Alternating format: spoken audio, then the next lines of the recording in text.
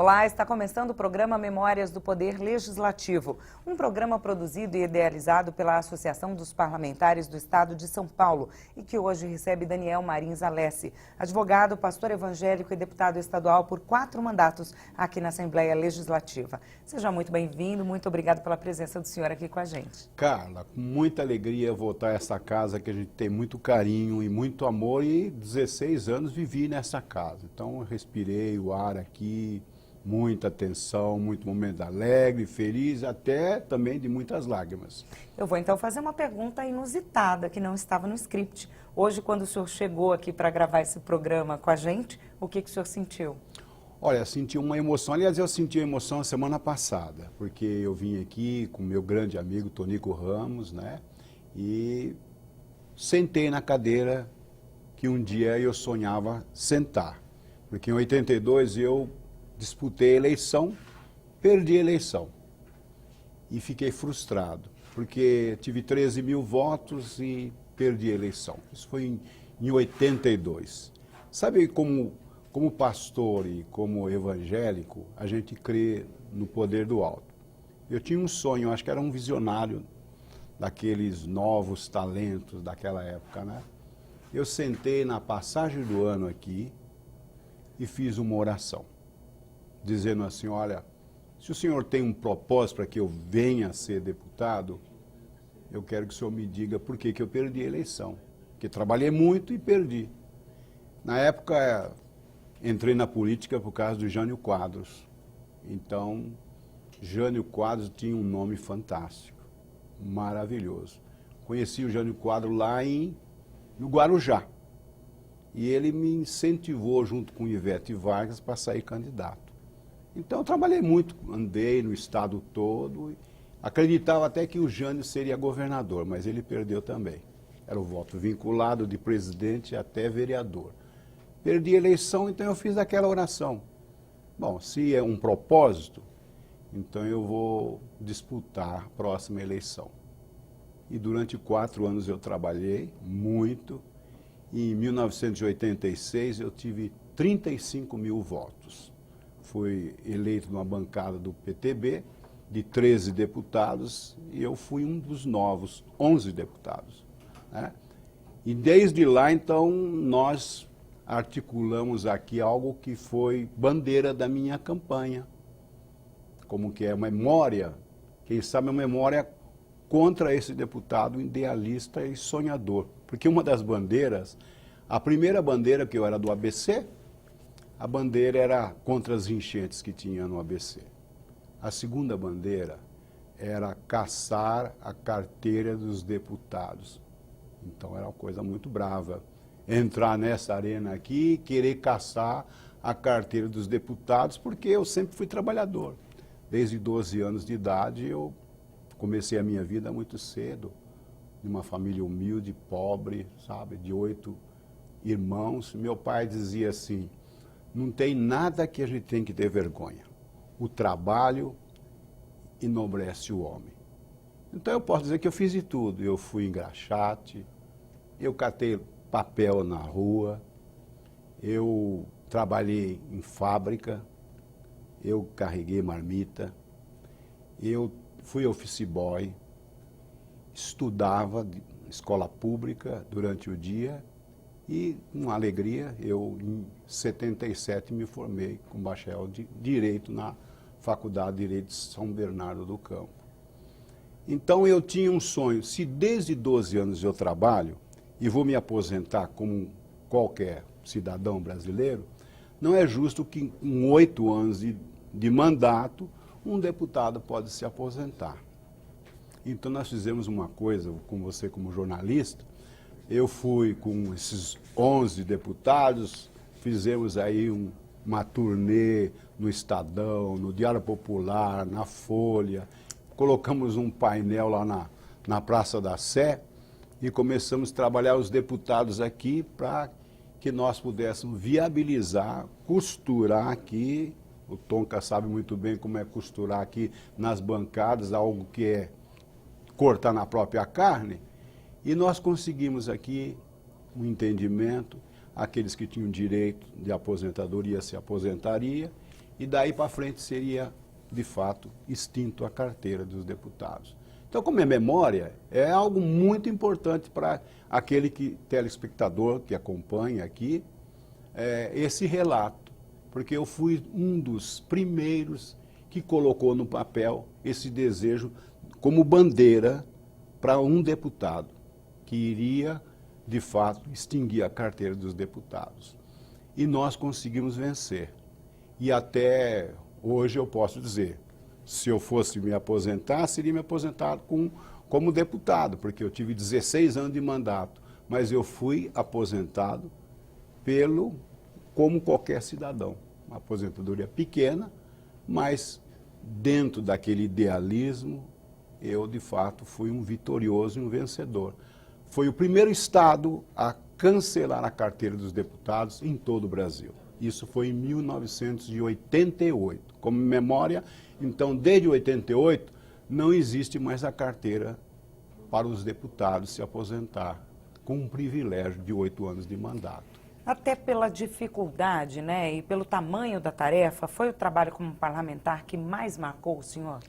Olha, essa foi, posso dizer, uma batalha muito difícil, porque convencer todos os partidos, convencer os deputados antigos e aqueles deputados que já estavam com direito quase adquirido, aqueles que estavam com 4 anos já entrando no segundo mandato, aquele que foi reeleito, que já estava com 7 anos, 8 anos de mandato, então, que já tinha o direito praticamente de pleitear, foi difícil, foi uma guerra. Mas houve um consenso e nós, de fato, demos um grande passo e um exemplo para a federação, né? Mas não foi. Eu acho que a maior contribuição como parlamentar para todos foi a Constituição do Estado de São Paulo, né? E nós avançamos muito. Eu posso dizer até como líder evangélico, entramos numa guerra, numa batalha, porque eu fui escolhido na época porque era um líder aqui na cidade de São Paulo que tinha uma experiência. Eu era líder de jovens aqui, muito conhecido, ajudei muito o Fausto Rocha, que foi deputado estadual, deputado federal, depois foi secretário também. O Joia Júnior, que foi um deputado estadual, deputado federal, muito conhecido no meio evangélico. Então eu andei muito nessa cidade, né?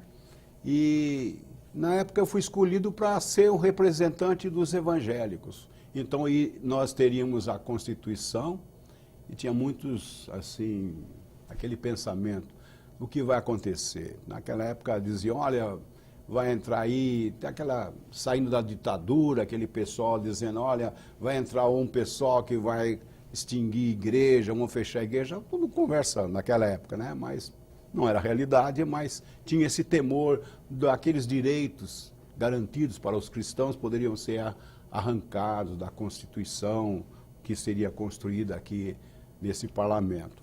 E eu posso dizer que, de fato, o primeiro embate, de fato, foi isso, porque na abertura do plenário, sobre a proteção de Deus, abrimos nosso plenário, né? Sobre a proteção de Deus. Então, a bancada comunista de esquerda não queria que colocasse já no preâmbulo da Constituição do Estado de São Paulo a palavra Deus. Então, eu como líder cristão, líder evangélico, eu me opus. Então, foi um debate assim até ridículo, porque eu acho que colocar Deus em qualquer lugar, não importa aquele agnóstico que não acredita em Deus, ele tem que respeitar aquele que acredita. Então, nós podemos dizer que a nossa Constituição do Estado de São Paulo teve um avanço, teve um progresso, e nós saímos aqui de madrugada, 2, 3, 4 horas da manhã, virávamos à noite para fazer, e fizemos uma Constituição bonita, enxuta, eu acho que modelo para a nação brasileira. Isso foi em 89? Em 89. Um ano depois da queda da aposentadoria. Exatamente. Um trabalho já na sequência do outro, né? Grandes trabalhos. Nós tivemos, assim, além da Constituinte, né, do Estado de São Paulo, nós vivemos no Brasil algo novo, a Constituição sendo escrita lá em Brasília, os debates, tudo. Então tinha o debate da Constituição Federal, tinha também o debate da nossa Constituição do Estado de São Paulo, e assim por diante. Então, cada estado teve, de fato, que se debruçar, os deputados que eram da área médica, aqueles que eram da área de sindicato, aquele que era professor ou aquele que era evangélico, cada um defendia uma bandeira, e para que os direitos, né, que já estavam consolidados, esses direitos fossem implementados da melhor maneira possível. Eu acho que a nossa Constituição foi maravilhosa, muito boa. Foram muitas as dificuldades, deputado? Olha, eu acho que para você implantar aqui direitos, né, às vezes a gente tem que implantar direitos, mas com reserva, né? Eu sei que aqui tinha uma correria de empresários, microempresários, tinha aquela correria dos professores, dos médicos, então cada um aqui defendendo o seu quinhão, o seu pedaço, né? Então eu posso dizer que o que foi possível para o Estado de São Paulo construir, eu acho que foi construído. A nossa Constituição, ela não pôde avançar mais, quem sabe pelos direitos que nós tínhamos, que o orçamento que a gente tinha, os privilégios que precisam ser cortados, né? Eu acredito que o privilégio maior foi cortado na nossa carteira. Então, nós demos exemplo um ano anterior, né? Então, eu posso dizer que nós, como parlamentares, demos um passo, né? Se nós vamos discutir hoje a reforma da Previdência no Brasil, falando na atualidade, né? E vamos construir, quem sabe, cortar muitos privilégios, seja no Poder Executivo, Legislativo e Judiciário, tem que cortar no parlamentar também. Então, hoje, na reforma política, você vê muitos questionamentos que estão sendo colocados aí de privilégios que uma categoria tem, né? E outros que, de fato, pouco tem. Então, esse equilíbrio é muito difícil você conquistar agora, né? Se você for colocar o que na balança, vamos ver o que está acontecendo no Brasil hoje, né? No Brasil, nós temos hoje os direitos dos trabalhadores que, cada dia que passa, eu como aposentado vejo, vai diminuindo o nosso olerite, o nosso salário, né? Ao mesmo tempo, as coisas estão subindo, né? E em outra categoria, você vê que o privilégio é muito grande. Então, esse equilíbrio, ao mesmo tempo, o Estado tem um orçamento vendo que a população está, de fato, vivendo mais tempo, né? Então, todo mundo fez um pequeno ajuste. A Constituinte também aqui foi um pequeno ajuste daquela época, né? Agora precisa ser feito um outro ajuste no Brasil para que o Brasil tenha um equilíbrio. Então, a Constituição da época foi um avanço. Agora, não sei como nós deveremos caminhar nesta reforma política, econômica e também trabalhista, também da Previdência. Deputado, o senhor participou também da CPI que apurou o massacre do Carandiru, né? Isso, foi Olha, tem cenas como é memória, cenas muito difíceis, porque eu vi lá de perto, né? Eu fui um dos componentes e lembro que eu era da bancada do PTB e cada partido foi separado alguém para conhecer de perto. Então, nós estivemos lá no Palácio, na época com o Fleury, né? Então veio uma CPI que queria, de fato, pegar o governador, o secretário da Segurança, que deu autorização e quem, na realidade, deu autorização não foi ele, a autorização veio de cima, né? Foi o governador que deu a autorização e ele foi obrigado a cumprir. Isso são coisas de bastidores que na época aconteceu e eu também, como um representante isento, querendo conhecer a realidade, porque quem estava no Carandiru, de fato, tinha uma folha corrida muito longa, né? Então nós participamos dessa CPI e nós fomos convocados para conhecer a casa onde estavam os presos, né? Alguns representantes do parlamento. Foi de todos os partidos. Foi feita uma comissão, né? E eu fui junto com o deputado Conte Lopes. Você imagina, o Conte Lopes, ele era considerado o matador dos bandidos. Então nós fomos lá. Então nós fomos recebidos lá por diretor da Casa de Detenção e a minha surpresa era, bom, ninguém pode andar armado aqui. Então nós vamos conhecer o que aconteceu, né?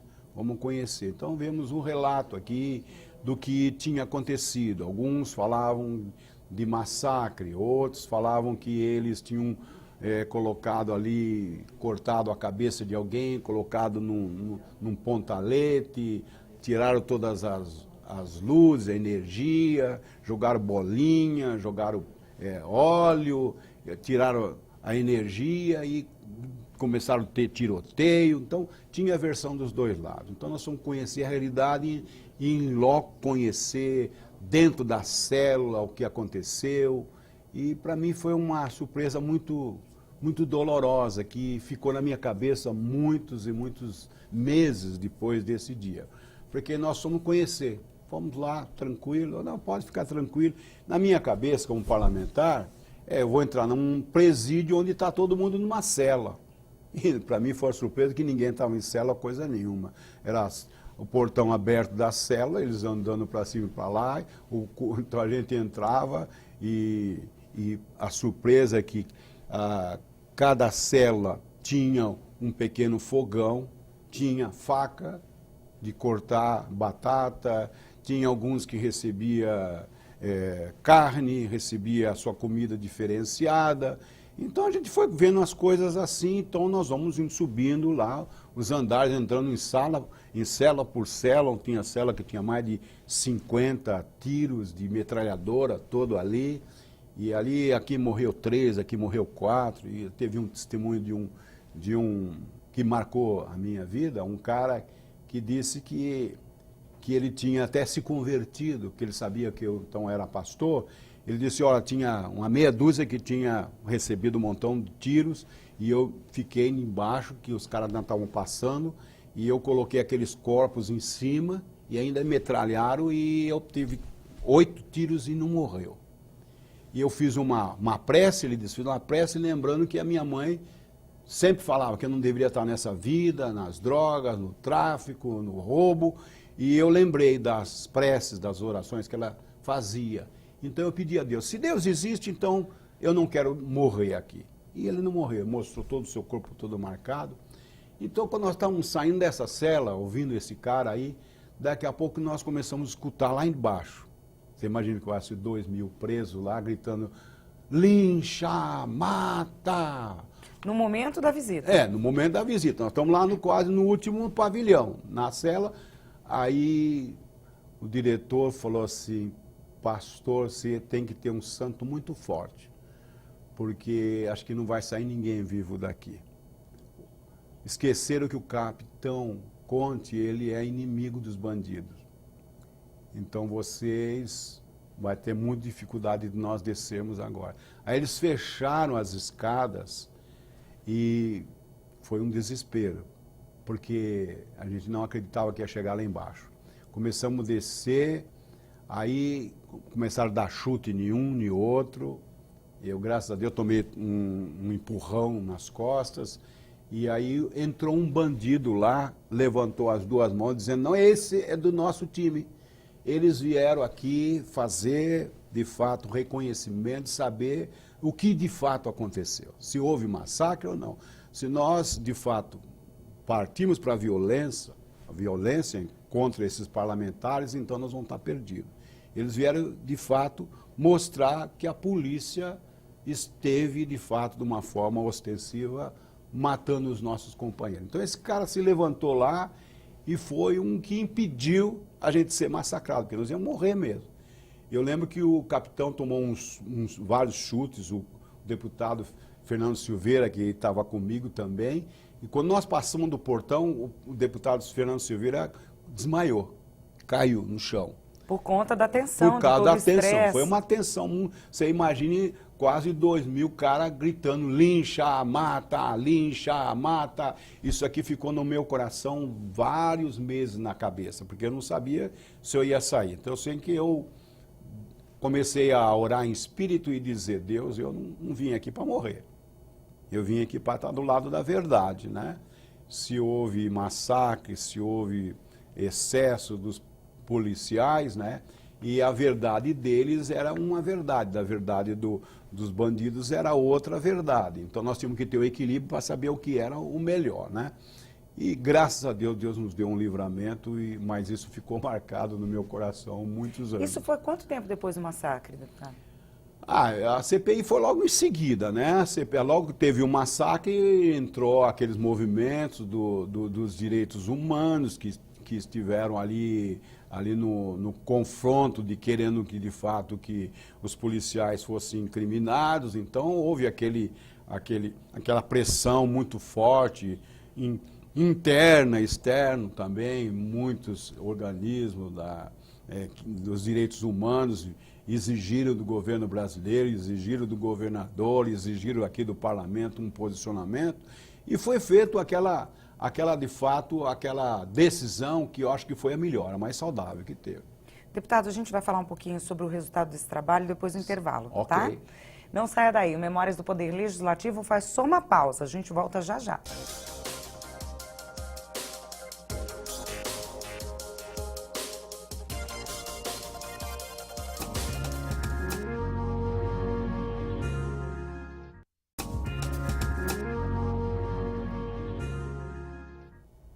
Estamos de volta com o programa Memórias do Poder Legislativo, um programa produzido e idealizado pela Associação dos Parlamentares do Estado de São Paulo. Hoje recebemos o advogado e ex-deputado estadual Daniel Marins Alessi. Deputado, no bloco anterior nós estávamos falando sobre a CPI que apurou aí o massacre no Carandiru. O senhor contou uma história muito impressionante e eu queria saber como é que terminou esse trabalho. Depois dessa visita, quais foram os desdobramentos? Olha, de fato nós somos muito pressionados, tanto na época do governo, porque nós fazíamos parte da bancada que dava respaldo ao governo, né? Mas nós tínhamos independência, né? Cada parlamentar tinha que dar o seu voto, de fato, nessa CPI, com aquilo que viu, né?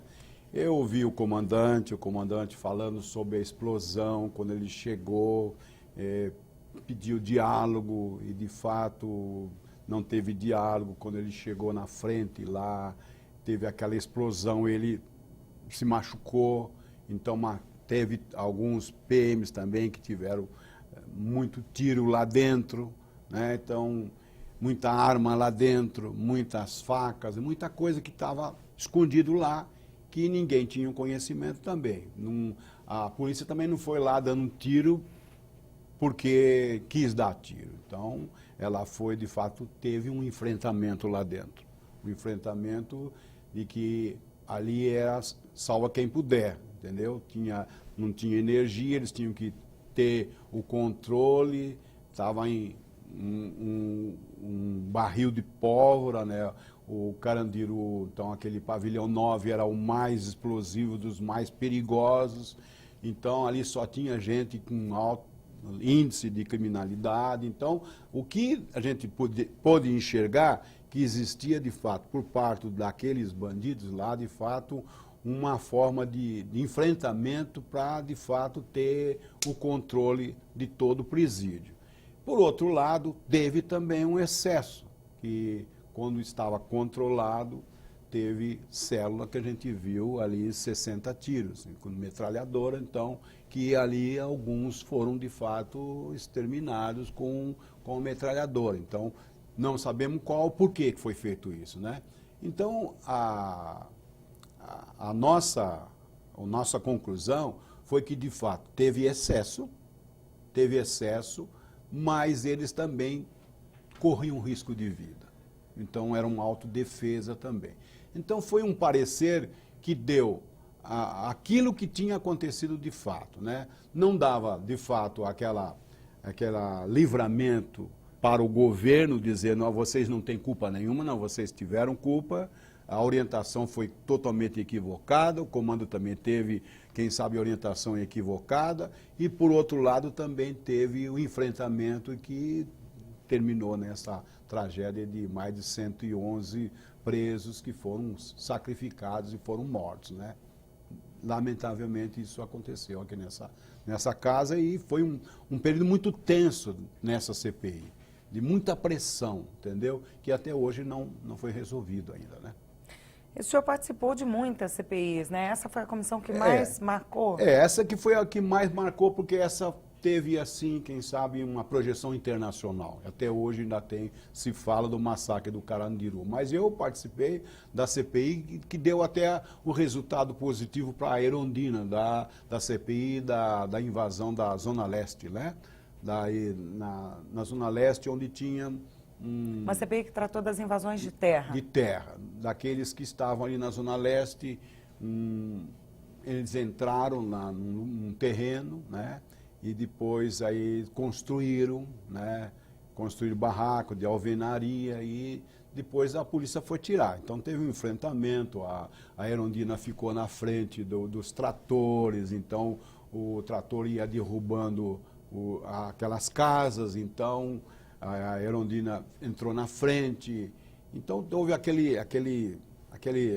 uma tragédia, um tumulto muito sério. Então cada deputado também aqui que foi convocado para fazer parte dessa CPI teve que conhecer. Eu lembro que nós saímos daqui, então eu representava um partido que era considerado na época centro-direita, que é o PTB, e tinha o do PT, tinha o Partido Comunista, então a gente saía, passava lá no Padre Ticão, eu era pastor, nós parávamos num lugar, tinha um padre, então a gente chegava lá para ver qual era a melhor a situação do que estava acontecendo. De fato, foi uma intervenção também não feliz da Polícia Militar, e de fato teve muito incidente, muitas pessoas machucadas, feridas.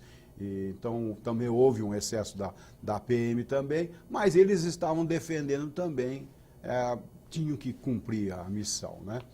E o que deu de resultado positivo é que a gente conseguiu com o governador que aquela área fosse desapropriada, e eu tive a alegria de entregar muitas chaves de apartamentos que foram construídos lá.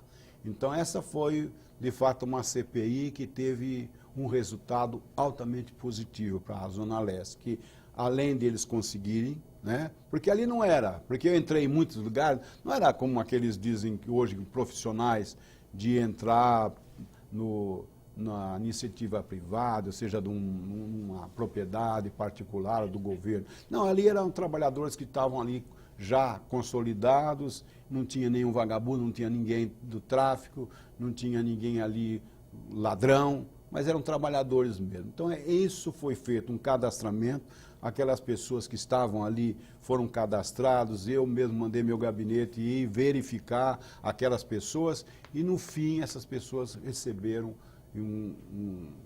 o seu título, né? Ninguém recebeu de graça, mas foi bem barato o apartamento e foi uma conclusão de uma CPI maravilhosa. Essa atuação que o senhor teve, ela fazia parte das bandeiras que o senhor levantava como parlamentar. Eu, desde o início do meu mandato, eu fui vários anos presidente da Comissão de Promoção Social. Então, eu também tive no governo Quércia um período onde teve uma rebelião. Eu acho que no meu mandato, acho que teve muitas rebeliões. E teve uma rebelião na FEBEM. E na rebelião de FEBEM puseram fogo lá, entendeu? Foi até no governo do Quércia que a Vaíta, que era presidente da FEBEM, era presidente da FEBEM, só sei que lá tinha muitas quadrilhas, muitos menores infratores que estavam lá. No fim, muitos de fórum comandavam aqueles meninos, que tiravam aqueles meninos para fazer assalto para fora. E nós assumimos numa rebelião onde estava em greve a FEBEM e o governador demitiu mais de 1000 funcionários. Então, foi uma limpeza e chegamos nesse período de uma rebelião e a indicação, como eu era indicado do PTB na área da FEBEM, Então eu tive a responsabilidade de colocar o presidente da FEBEM. E eu consegui um pastor muito bem cotado na cidade, ele era pastor Assir Pereira, ele era da Polícia Federal, era o representante da comunicação, né? Era jornalista da comunicação, e eu coloquei ele como presidente. Ele ficou como presidente, depois, um ano seguinte, lá na frente, ele ficou doente e tal, e a minha esposa, que era procuradora de São Caetano do Sul, por 28 anos lá, foi convocada pelo governador, e então ela passou a ser presidente da FEBEM. Então tem um relato muito bonito da FEBEM, porque muitos falam sobre o menor infrator. E eu não tinha vivido esses negócios todos aí de rebelião, e eu fui conhecer o menor infrator, né? Então eu lembro que a Claudete fez uma pauta bonita de colocar a escola profissionalizante dentro de todas as unidades da FEBEM. Então tinha cursos, nós tínhamos não somente cursos profissionalizantes, mas tinham a humanização dentro da FEBEM, de dar àquele menor infrator carinho, amor e também compreensão e também disciplina, porque alguns precisam de disciplina, outros precisam de carinho, de afeição, porque por trás do menor infrator existe um lar desajustado, existe um pai, uma mãe, quem sabe, alcoólatra, quem sabe de espancamento, de violência. A gente não vê esse lado, mas aquele menino que não recebeu carinho, não recebeu amor, não recebeu um abraço e foi sempre espancado. Então, esse menino, quem sabe, entra pelo tráfico, entra por furto e no fim lá como um depósito. Então lá, se não tiver um trabalho, se não tiver alguém que tenha um coração... De acolhimento um acolhimento e conhecer a realidade. E a minha esposa tem esse lado humano. E por ser professora também, ela fez um trabalho pedagógico ali. Então, em cada unidade, durante esses 2 anos, eu fiquei praticamente conhecendo a realidade que eu não conhecia. Mesmo sendo pastor, não conhecia a realidade do menor infrator, né? Daquele que está aqui na capital, que é usado, com muitos aqui. Na época, nós conseguimos desarticular 40 quadrilhas que usavam o menor. Quer dizer, usava o menor, tirava o menor de lá para o menor assaltar. Tirava o menor lá para fazer trabalho de distribuição de droga, entendeu? Então, esse lado tem que ter alguém com muita coragem. Eu lembro que muitas vezes a minha própria família, minhas filhas foram ameaçadas e muitas vezes de sequestro. Olha, ligavam no meu gabinete, ligavam no meu celular, dizendo, olha, eu sei o seu trajeto da sua filha, sei para onde que ela vai. Então, você imagina que tensão é você exercer o mandato, né? Mas você está cumprindo uma missão. Isso foi em que ano, deputado? Foi em 89, por aí. 88, foi antes da eleição, né? Mais ou menos uns 2 anos antes, quando a gente estava no PTB, no governo Quércia. Foi nessa época também que o senhor propôs a lei que obrigava o ensino contra entorpecente? Isso. Na realidade, eu acho que hoje nós temos o Brasil tomado pelo tráfico, né? Lamentavelmente, eu conheço agora um pouco mais do que conhecia na época, né? Mas na época a gente não tinha a dimensão de como que é que o tráfico ele tem um poder, né? Hoje então o poder do tráfico é absurdo. Se você for no Rio de Janeiro, todas as favelas hoje tem 5 milícias, né? Então 5 facções que lutam entre si, além de uma facção de milícia, de policiais, que são bandidos também. Então tem 6, eles disputando a bala, o tráfico na favela, na comunidade. Então, como é que vai conseguir que aquelas crianças que estão lá saiam desse tipo? Se tem 5 facções disputando o tráfico lá, a polícia não pode chegar lá. Na realidade do Brasil é muito difícil hoje.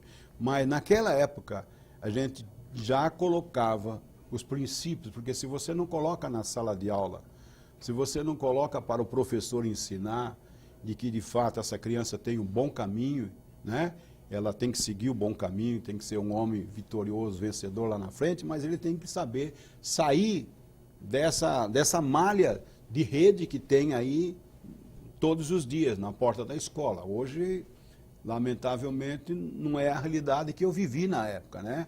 Naquela época, o professor tinha autoridade.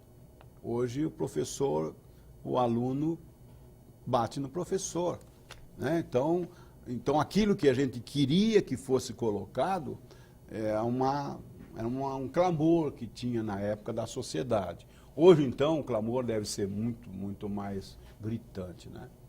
A gente vai continuar falando um pouquinho sobre ensino e educação no próximo bloco. Ok. Não saia daí, o Memórias do Poder Legislativo faz uma parada rapidinho. Daqui a pouco a gente volta.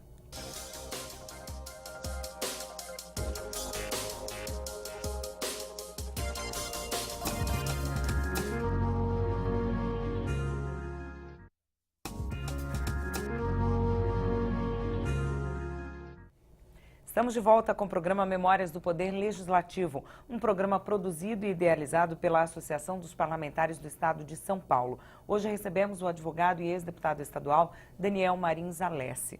Deputado, a gente estava falando no bloco anterior sobre o ensino. O senhor falou sobre a importância do ensino, cursos profissionalizantes nas FEBEMs, falou agora sobre o ensino até para levar a educação às pessoas, às crianças, né, que convivem muito perto do tráfico de drogas. Eu queria que o senhor falasse um pouquinho dos projetos que o senhor teve aqui na casa com relação ao ensino, né, dessa bandeira levantada. Olha, o tempo que cada parlamentar aqui ele tinha que escolher, de fato, as suas prioridades. A minha prioridade não foi essa da educação. Eu posso dizer, a minha prioridade foi mais na ação social.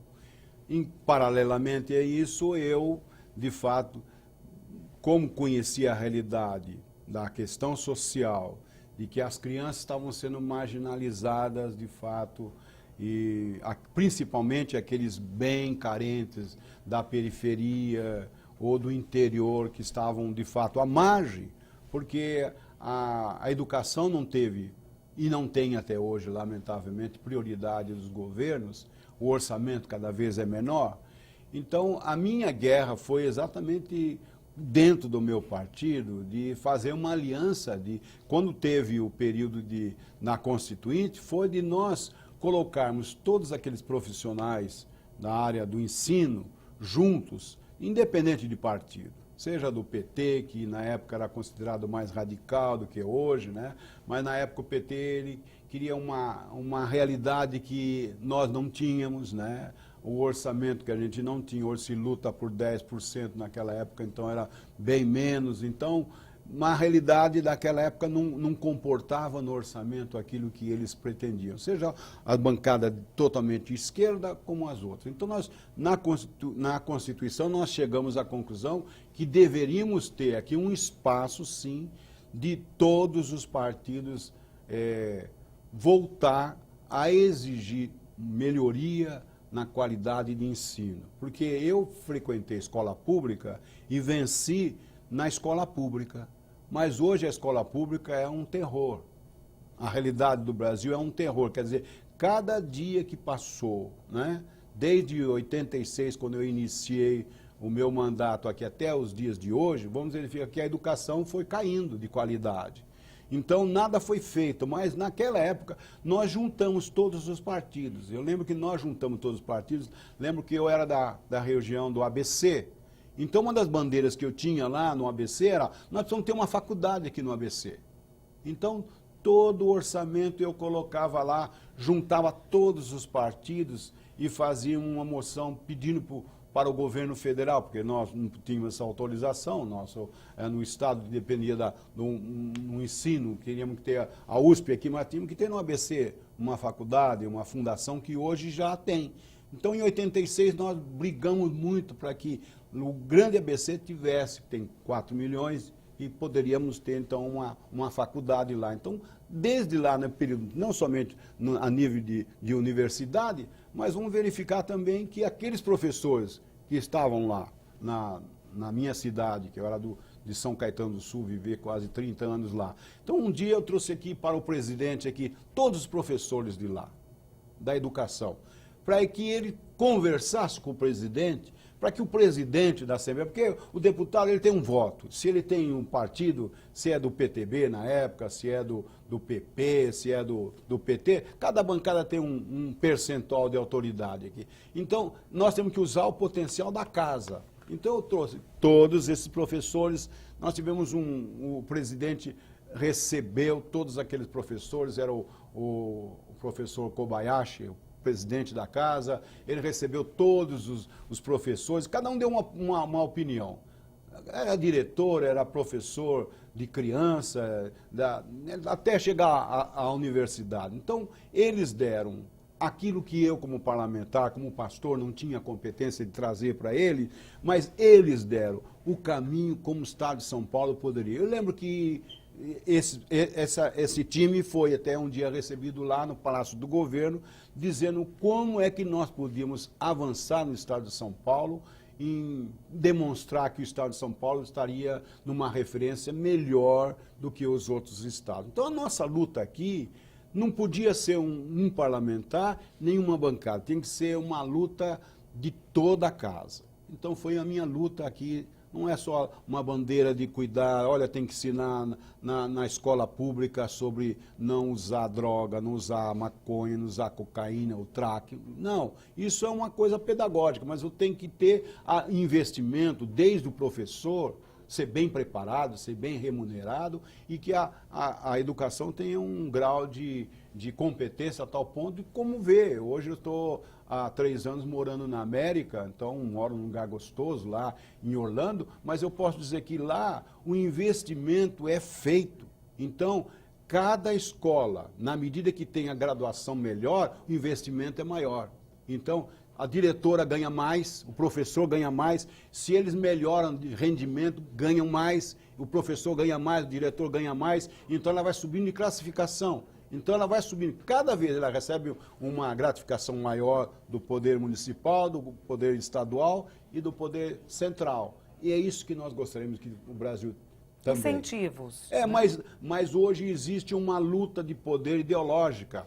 Porque quando você dá um privilégio, na cabeça deles é um privilégio.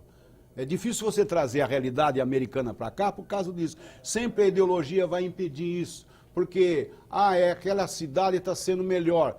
Ela está sendo melhor porque os caras são mais dedicados, são muito mais responsáveis, entendeu? Então eles se dedicam mais ao aluno. Eu vejo os meus netos lá, que eles estudam o dia inteiro. É o dia inteiro. Então sai da sala de aula, tem a tarefa, sai da tarefa, vai para o esporte, então fica o dia inteiro estudando. E tem toda a infraestrutura que nós não temos. Na medida que eles têm o respaldo financeiro e a melhor qualidade de ensino, também vai subindo o padrão da escola, e ela vai subindo até chegar um momento que essa escola está no graduação máxima. Então, nós estamos na Flórida, né? Você vai ver em outros estados, lá em Los Angeles, que está mais acima ainda. Então, por quê? O investimento é maior.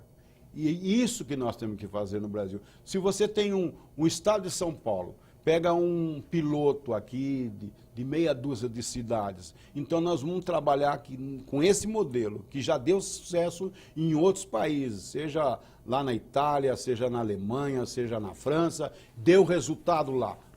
Nós, querendo colocar aqui, a ideologia vai impedir. Essa é a dificuldade que o Brasil tem hoje. Então, às vezes, a ideologia impede o avanço, porque você não consegue, de um dia para o outro, mudar a história do Brasil, ou a história do Estado de São Paulo. Então, você tem que começar pequeno, para depois avançando. E é isso que a gente queria que acontecesse já naquela época, quando nós trouxemos aqueles professores aqui para trazer a realidade que levaram ao Palácio do Governo. O senhor falou que naquela época tinha que se unir a casa, né? Exatamente. Era muito difícil isso acontecer? Dependia do tema? Como é que era trabalhado? É difícil, porque o debate aqui não é somente de partidos, né? Na época a gente tinha aqui, era o PMDB, depois foi o PSDB que assumiu o poder, né? No primeiro governo, depois teve um período aí que a direita, o centro tinha muita força, mas depois do Quércia, que entrou o PSDB, eu posso dizer que o PSDB está há mais de 20 anos aqui, então ele tem condições de avançar, teve as condições de avançar, como o PT teve 13 anos lá no poder com Lula e Dilma, 13 anos para avançar, e não avançaram nada. Eles não avançaram nada. Tudo que eles gritaram aqui com a gente, né, aqui na casa, a bancada do PT gritavam. Eu não era governo, eu dava apoio ao governo, certo? Eu nunca fui eleito por um governo, sempre fui oposição ou dei apoio ao governo naquilo que achava que era.